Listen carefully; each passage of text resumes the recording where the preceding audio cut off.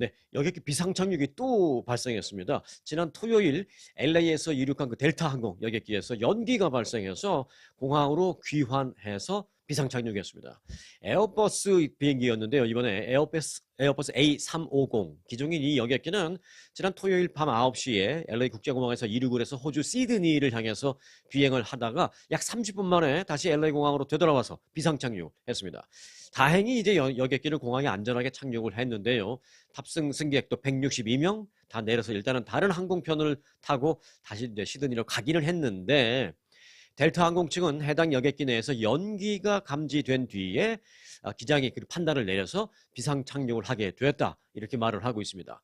항공 관제 통신 자료에 따르면 착륙 당시 조종석에는 연기를 느끼지 못했지만 그러니까 조종석 안에까지는 무슨 연기가 발생하지는 않았던 것 같아요. 하지만 이제 승무원들의 연락을 받은 기장이 여러 가지 승무원들과 얘기한 끝에 기내의 승객들한테 좀 좋지 못한 상황이 발생할 수도 있을 것 같다라는 판단을 기장이 내려서 기장 판단에 의해서 비상 착륙을 했다라고 말하고 있습니다. 그래서 조종사는 뭐 연기에 영향을 받을 수 있는 승객들을 위해서 판단을 했다. 그리고 조종사는 즉각 우리 비행기는 뭐 이제 회항에서 비상 착륙을 하려고 합니다. 승객 여러분에게 뭐 양해 말씀 구합니다. 이런 비상 그 기내 방송을 한 기록 저장 그 녹음 장치가 공개되기도 했습니다.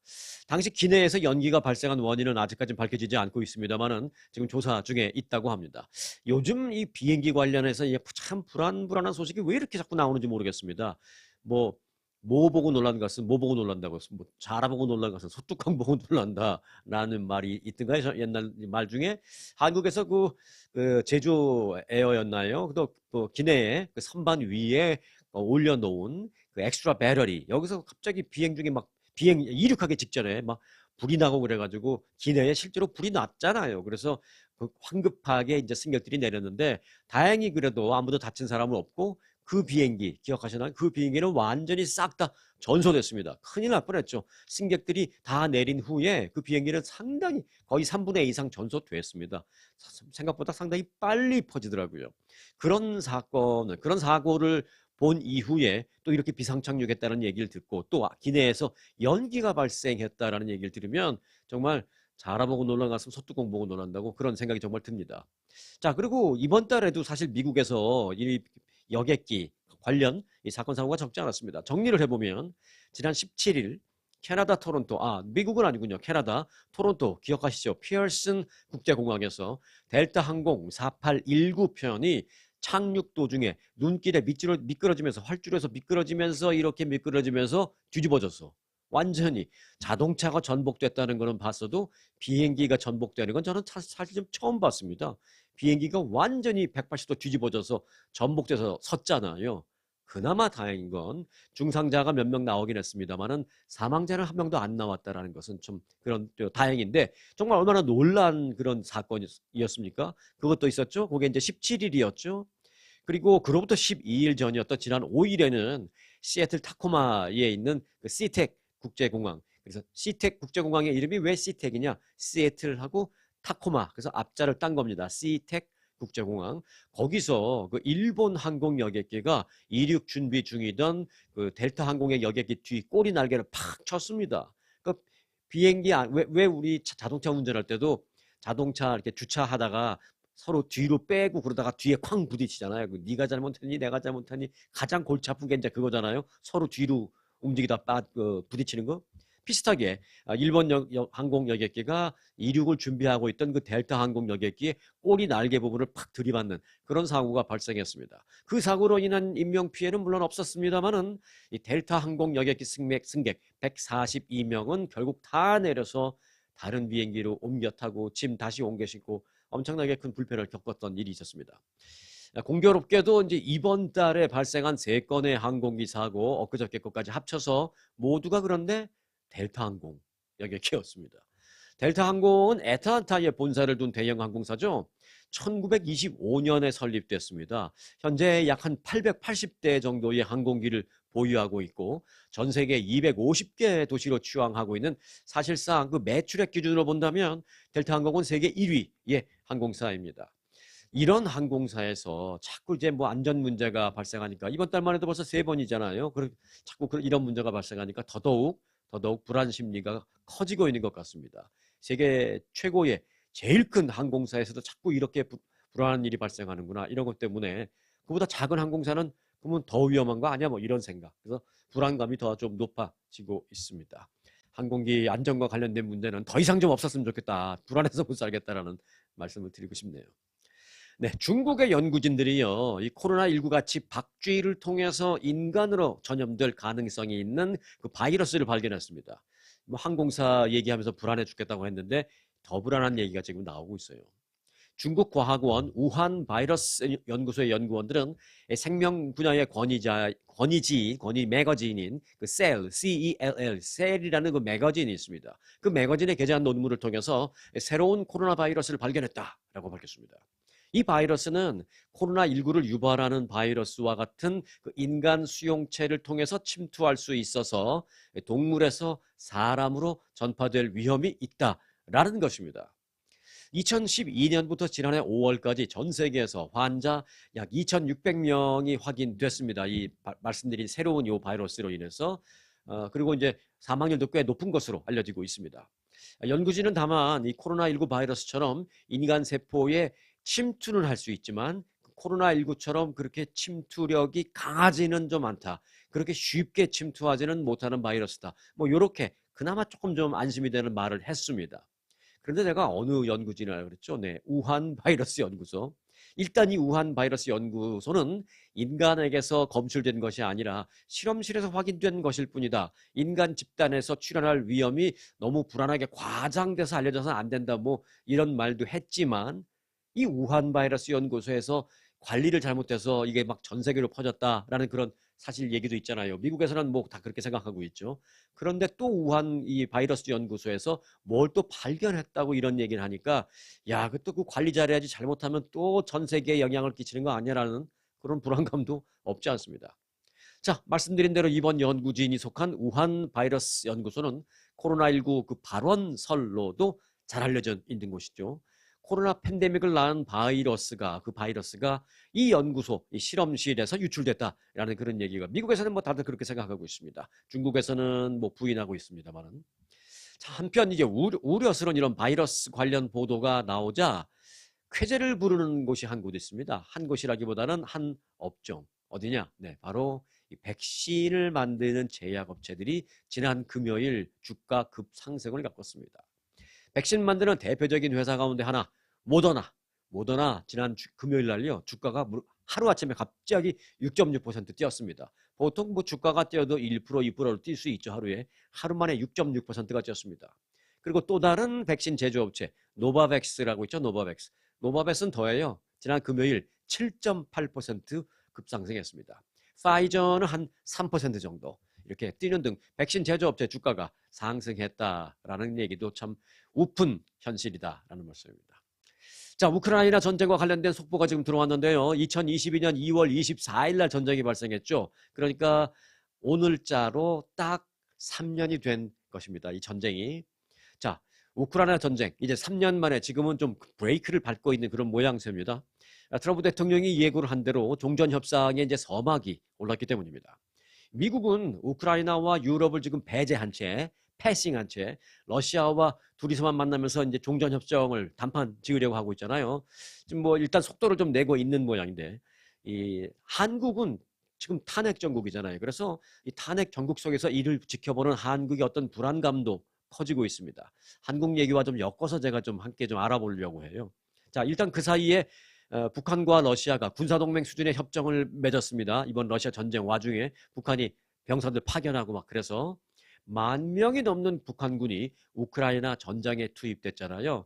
그래서 이 러시아 우크라이나 전쟁이 먼 나라 얘기인 줄만 알았었는데 그 전쟁이 현실이 됐다라는 그런 얘기도 나오고 있습니다. 그래서 한반도 정세에도 지대한 영향을 미치고 있다라는 판단입니다. 그리고 앞으로는 우리가 앞으로를 위해서 이 전쟁이 어떻게 종전되는지 그 종전되는 모양새가 우리 한국 사람들에게는 매우 민감하다라는 것입니다. 자, 미국의 이익에 부합하지 않는다라는 이유로 냉정하게 버림받고 있는 우크라이나. 우크라이나의 운명도 이제 결국 우리 한국 사람들의 입장에 봤을 때, 대한민국의 입장에서 봤을 때는 남의 일이 아닌 것이 되어버렸습니다. 지금. 자, 우크라이나 전쟁은 한반도 정세에 과연 어떤 파장을 남겼을까요? 또 어떤 교훈을, 어떤 메시지를 지금 주고 있을까요? 그런 생각 함께 해보고 싶고요. 또 더불어서 사실 그 우크라이나는 핵무기를 가질 기술과 능력도 충분히 있고요. 그래서 가지려고 했습니다만은 미국이 안전 보장을 해줄 테니까 핵 가지 말라라고 한 대표적인 나라입니다. 그런 나라가 이제 미국으로부터 이 패싱을 당하는 모습을 지금 누군가가 아주 의미심장한 모습으로 지켜보고 있습니다. 그 누군가는 바로 북한의 김정은입니다. 때문에 한국에서는 바로 우크라이나의 교훈을 잘 봐야 한다라는 목소리가 나오고 있습니다. 한국도 우크라이나처럼 미국으로부터 버림받지 말라라는 보장은 없기 때문입니다. 또 그런 생각을 이제는 할 수밖에 없는 상황인 것입니다. 근데 사실 그런 생각을 하는 게 사실 그 한국뿐만이 아닙니다. 또 다른 대표적인 나라는 대만입니다. 그런데 미국이 대만은 지금 오히려 상당히 끔찍히 아끼고 있습니다. 그 이유는 뭘까요? 물론 여러 가지가 있겠습니다만은 뭐 중국을 적대시하고 중국을 견제하는 걸 더 강화하고 하는 의미에서 대만을 조금 챙기는 것도 있고요. 또 다른 이유 중에 하나는 바로 대만 그 자체에 있습니다. 뭐냐? 첨단 반도체를 미국에 대량 공급하고 있는 대만은 미국이 차마 버릴 수 없는 나라라는 것입니다. 상대적으로 그렇지 못한 우크라이나는 뭐 기술이나 이런 게 미국한테 영향을 미칠 만큼 뭐가 없잖아요. 그러니까 상대적으로 뭐 그렇지 못한 또 존재감이 약한 또 쓸모가 없는 뭐 표현이 좀 죄송합니다만 이해하기 쉽게 그런 우크라이나는 전략적 가치로 볼 때 좀 미국이 낮게 보기 때문에 버린다라는 그런 분석입니다. 트럼프의 우크라이나전 그 종결 방식이 중국이나 북한에게 어떤 신호를 보낼까 하는 생각을 이 시점에서 우리가 깊이 안 해볼 수가 없습니다. 자, 이와 관련해서 가장 우려스러운 점은요. 전쟁을 일으키는 러시아에 처벌이 아니라 보상이 주어지는 그런 이상한 현상입니다, 지금. 이걸 보고 중국의 경우에 대만을 얼마든지 침공해도 되겠구나라는 그런 잘못된 메시지를 줄 수도 있다라는 것입니다. 물론 우리라는 것은 이제 미국입니다. 또 트럼프 대통령이 진두지휘하는 미국이 뭐 아무리 우크라이나와 감정적, 뭐 마음적 그런 걸 떠나서 미국의 이익만 딱 본다면 러시아와 손잡고 가는 게 여러 가지 면에서 나을 수도 있다라는 판단 충분히 뭐 일리 있는 판단입니다. 그런데 이제 뭐 그렇게 뭐 이익 이런 것도 물론 되지만 이 전쟁을 어떻게 끝내는지를 한반도의 입장에서 한번 보자라는 그런 차원이거든요. 자, 그래서 중국의 경우에 야, 이거 대만을 침공해도 되는 거 아닌가 뭐 이런 생각을 할 수도 있다라는 것이고 그런데 이제 더 무서운 건 북한이 러시아와 그 혈맹이 되면서 한반도 유사시에 러시아의 개입도 어찌 보면 당연하게 돼 버려 있는 그런 지금 상황입니다. 그동안 미국은 비핵화 협상에서 이 협상 그 과정에서 북한에게 핵 포기를 하는 쪽 대가로 안전보장, 체제보장을 제안했습니다. 지금 북한에서 이렇게 보니까 가만히 있어봐. 뭐 그거 믿고 핵무기 안 만들었다. 우크라이나가 완전히 무시당하고 저렇게 잘려나가는 거 봐. 그러니 미국하고 협상 안 하고 웃기는 소리 하지 마라고 해서 지금처럼 핵 만들어 놓은 게 얼마나 다행인지 모르겠다라는 생각을 북한이 지금 하고 있을 것이다라는 것이죠. 이번 전쟁으로 우크라이나가 핵 반납을 하는 조건으로 지난 1994년, 그러니까 우크라이나가 핵 그때 거의 다 만들었어요. 근데 더 이상 진전시키고 않고 그 상태에서 모든 만들어진 것을 다 반납하는 조건으로 1994년에 미국으로부터 받은 안전보장 그게 있습니다. 이름하여 부다페스트 양해각서, 부다페스트 MOU라는 게 있습니다. 그게 결국은 지금 생각해 보세요. 무용지물 되는 거죠. 그 핵무기 만든 거 다 갖고 와. 우리가 너희 안전 보장해 줄게. 했는데 러시아로부터 침공받았을 때 미국이 뭐 돈도 내주고 무기도 내주지 했지만 뭐 계속해서 지금 우크라이나 피해를 보고 있고 뭐 더 이상 우리는 못 도와주겠네 하고 지금 뭐 5천억 달러짜리 청구서까지 보냈고 그러니 핵무기를 반납하면 우리 안전 보장해 주겠다며 하면서 그 사인을 했던 부다페스트 MOU가 지금 사실 뭐 무용지물 찢겨나간 상태나 마찬가지다라고 우크라이나를 판단하는 것입니다. 우크라이나뿐만이 아니라 지금 뭐 중국이나 북한이나 대만이나 다 그런 생각하는 것이죠. 그럼 한국에서도 마찬가지고요. 자, 이걸 보고 북한이 하게 될 생각은 뻔합니다. 핵을 갖지 않으면 체제 보장을 해주겠다는 미국의 말을 안 믿기를 정말 잘했다. 이거죠. 그래서 이제 지금처럼 계속 핵 개발을 더 해야 되겠다라는 생각을 북한은 더욱더 하게 될 것입니다. 북한이 나쁜 선례를 배우게 된 셈입니다. 설상가상 북한은 러시아 파병으로 실전 경험까지 지금 갖추게 됐습니다. 아, 요즘에는 드론으로 다 이렇게 싸우는구나. 엄청난 피해를 입으면서 북한이 이제 배웠죠, 이번에. 미국이 우크라이나처럼 한국도 버릴 수 있나? 라는 질문에 대해서요. 지금 한국의 많은 학자들에게 그런 질문을 던졌더니 한국 내 대부분의 학자들의 대답은 충분히 미국이 한국도 우크라이나처럼 버릴 수 있다라는 대답이었습니다. 대부분의 학자들이 그렇게 입을 모았습니다. 그럼 대만처럼 미국이 버리지 못할 어떤 그 포인트를 한국이 갖고 있어야 되는데 그게 뭐여야 할까라는 걸 좀 끝으로 한번 생각해 보겠습니다.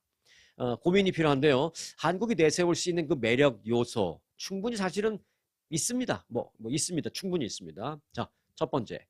한국에도 그 첨단 제조업 분야인 반도체 플러스 자동차 플러스 조선업 등이 있습니다. 반도체는 앞서 그 대만의 케이스와 비슷할 수도 있지만 자동차 같은 경우는 사실은 우리가 한국이 미국을 상대로 자동차 많이 팔면서 돈 버니까 미국이 그 부분은 별로 신경 안 쓸 텐데 또 하나 중요한 게 바로 조선 산업입니다. 특히 이제 그 조선 산업 선박 건조와 또 선박 수리 능력 이게 대한민국 기술이 세계 최고입니다. 그래서 한국의 이 장점을 살려야 됩니다. 한국이 중국을 견제하겠다라는 그 미국의 입장이 굉장히 견고한 상황이잖아요. 지금. 그래서 한국과 일본은 인도태평양에서 그 미군의 커다란 군함, 이 함정 이것들을 주기적으로 그러니까 태평양 쪽에 나가 있는 배가 고친다고 미국으로 다시 올 수가 없잖아요. 거기서 고쳐야죠. 당연히. 그런데 일본도 물론 할 수 있습니다만 일본보다 더 잘하는 게 한국입니다. 그래서 거기서 한국을 통해서 주기적으로 이 군함이나 함정을 주기적으로 수리하고 점검하고 그렇게 할 수 있는 나라가 바로 한국이거든요. 이런 점을 부각시키고 이런 점을 어떤 한국을 함부로 하지 못할 수 있는 어떤 툴로 만들어야 됩니다. 자, 두 번째 포인트. 미국이 종전을 서두르는 것은요. 이 미국의 이익에 도움이 되지 않는 전쟁은 끝내고 최우선 과제인 중국 견제에 집중하기 위해서입니다. 자, 그런 면에서 볼 때 중국 견제를 위해서 한국은 일본, 호주, 뉴질랜드와 함께 중요한 자산이 될 수 있습니다. 이번 우크라이나 전쟁이 우크라이나 입장에서 볼 때는 정말 서운하고 분개할 정도의 어떤 모양새로 끝날 수도 있을지 모르지만 거기서 배워야 할 교훈을 배우는 것까지는 좋지만 또 거기서 우리가 이용할 건 이용하고 활용할 건 활용해야죠. 뭐냐? 아, 미국 당신네 오케이 우크라이나 전쟁을 이런 식으로 황급히 끝낸 이유는 우리가 이해합니다. 이걸 빨리 끝내고 중국 견제를 제대로 해야 되니까 그런 거죠.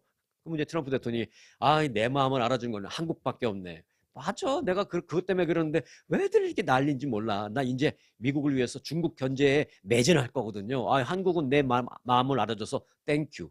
라는 분위기를 만든 후에 이렇게 할 수 있죠. 그러면 당신 미국이 중국을 견제할 때 중국과 가장 가깝게 있는 우리 한국이 디딤보가 되겠다. 우리를 활용해서 같이 견제하자라고 하면서 외교적으로 미국에게 또 하나의 어떤 툴을 붙잡아 놓을 수 있죠. 한국 맞아. 한국은 내가 패싱할 수 없겠네. 라는 생각을 하게 만들어야 한다는 것입니다.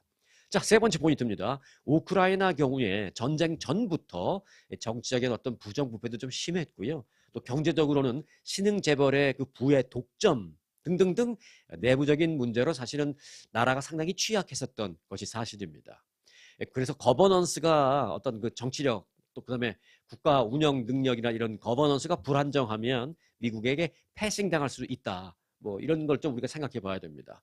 절대 일어나지 않을 일은 없다라는 것을 지금 트럼프 행정부 출범 이후에 우리가 지금 목도하고 있지 않습니까? 그래서 한국도 그런 면에서 여러 가지 이번 우크라이나 전쟁에 종전돼 가는 그 과정을 보면서 충분히 대비하고 많은 교훈을 좀 빨리빨리 얻어야 되겠다라는 그런 생각이 들었습니다. 우크라이나 종전 얘기를 하면서 대한민국의 입장에서 한번 우리가 좀 바라봤습니다. 자, 트럼프 대통령이 정부 효율부를 만들어서 수장에 일론 머스크를 앉혔죠. 그런데 연방정부 구조조정을 주도하고 있는 이 일론 머스크에게 트럼프 대통령이 지난 주말에 뭐라 그랬냐면 한마디 했는데 뭐라 그랬냐면 좀 더 꾸짖은 거예요. 뭐라 그랬냐. 더 공격적으로 해라 그랬습니다. 더 공격적으로 해라라고 주문했습니다. 트럼프 대통령은 SNS에 그렇게 말하면서 일론 머스크는 훌륭하게 일하고 있는 건 맞다. 그러나 나는 그가 더 공격적으로 나가길 원한다라고 좀 이렇게 질책하듯이 이렇게 글을 올렸습니다. 자, 그런데요. 이에 화답이라도 하듯이 일론 머스크가 그 SNS 내용을 보자마자 곧바로 행동을 취합니다. 연방 공무원들에게 업무 내용과 성과를 바로 나에게 이메일로 보고하라라고 명령을 내렸습니다. 일론 머스크는 지난 토요일 자신의 X 계정에 하나의 글을 올립니다. 뭐라고 올렸냐면, 그러니까 일론 머스크가 질책을 받은 거는 금요일이었고요. 그리고 일론 머스크가 정부 공무원들에게 하나의 공고 이메일을 보낸 건 다음 날인 토요일이었습니다. 그 무슨 내용을 올렸느냐? 트럼프 대통령님의 지침에 따라서 곧 모든 연방 정부 직원들은 자신이 지난주에 무엇을 했는지를 묻는 이메일을 받게 될 것이다. 그런데 그 이메일을 받고 응답하지 않는 사람은 나는 그 일을 그만두는 것으로, 사임하는 것으로 간주하겠다라고 밝혔습니다. 이걸 주말에 보냈어요, 이런 걸.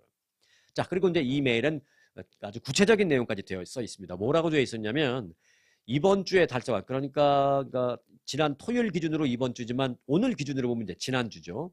지난주에 당신들이 했던 일, 또 업적, 어떤 또 달성한 업무 등등을 대략 5개로 요약해서 보내라.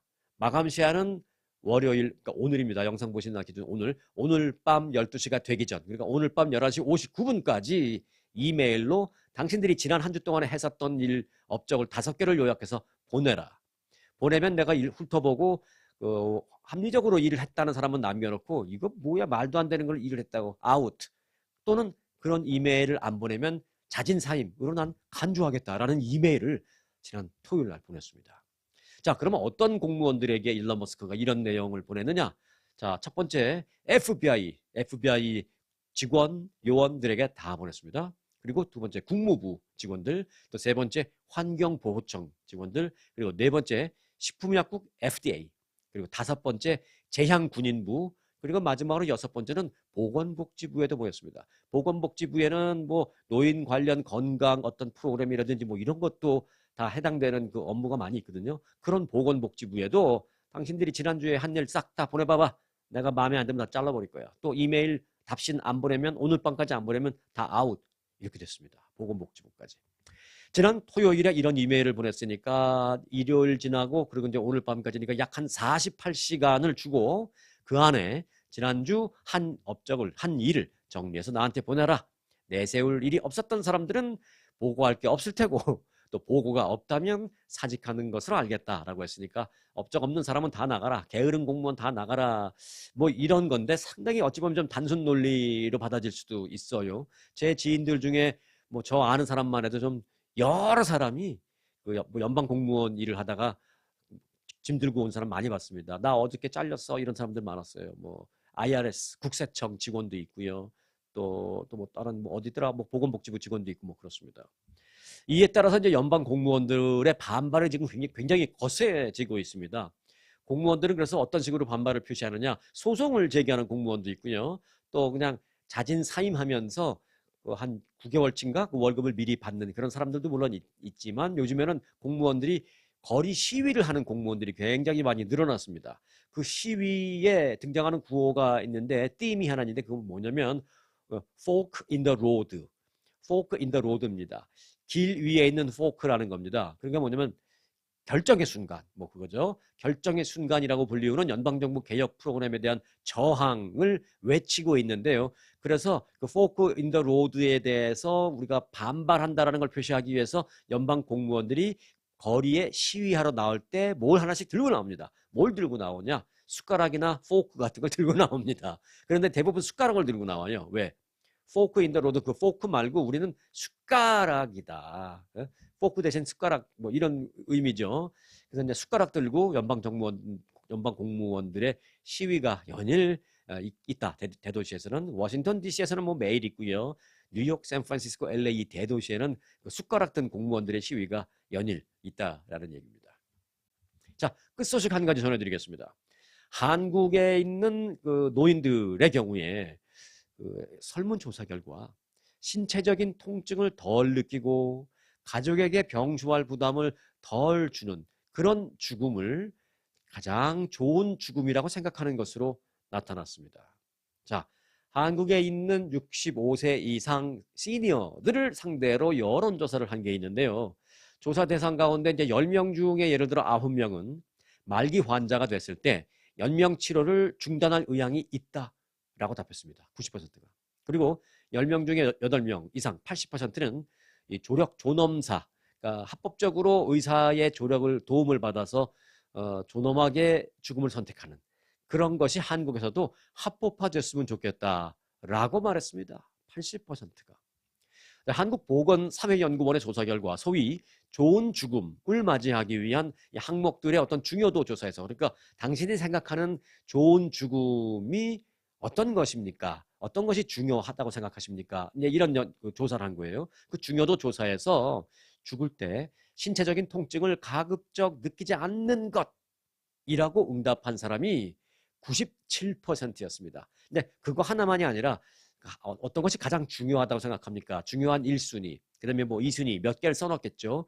그 중에서 죽을 때 통증을 느끼지 않는 것이 가장 좋은 죽음이라고 생각한다. 이거는 97%의 사람들이 그거는 다 써낸 거예요. 자, 여러 가지 항목 중에서 가장 중요한 요소를 꼽는 질문에도 통증을 느끼지 않는 죽음을 택하는 응답자가 이제 가장 많았습니다. 이게 가장 많았고 가장 1등이었습니다. 자, 좋은 죽음에 대한 이 같은 인식은 결국 이제 그 통증 완화 치료나 또 더 나아가서 연명 치료, 뭐 통증 완화 치료는 뭐 아니죠. 그 흔히 말하는 이제 뭐 연명 치료, 이게 뭐 큰 의미 없이 생명줄만 계속 이어주는 그런 치료. 이게 뭐 어찌 보면 뭐 그래도 생명을 연장시킬 수 있다는 차원에서는 의미 있지만 또 어떤 측면에서는 또 그게 무슨 의미야라고 생각할 수도 있죠. 이건 뭐 정말 생각하기 나름이죠. 당사자 아니면은 판단할 수 없고 또 당사자의 가족 아니면 그 누구도 함부로 판단할 수 없는 게 바로 이런 부분입니다.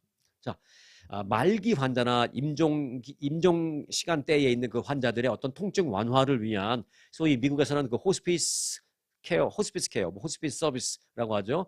호스피스를 이용할, 그러니까 어떤 의미 없는 그 연명 치료를 하는 것보다는 조금 그 통증도 완화시켜주고 남아있는 시간을 조금이라도 더 의미 있게 건강하게 지낼 수 있는 뭐 그런 호스피스 치료를 호스피스 서비스를 받을 의향이 있다라고 답한 응답자가 전체의 81%였습니다. 한국에서요. 또 응답자의 92%는 말기 환자가 됐을 때 연명 치료를 중단할 의향, 그러니까 어차피 치료는 안 되는데 그냥 의미 없는 연명 치료, 그거를 중단할 의향이 있다라고 92%가 답했습니다. 이번 여론조사 결과에 대해서 미국 내 이곳 한인 우리 시니어들도 사실은 크게 다르지 않을 것 같다라는 생각입니다.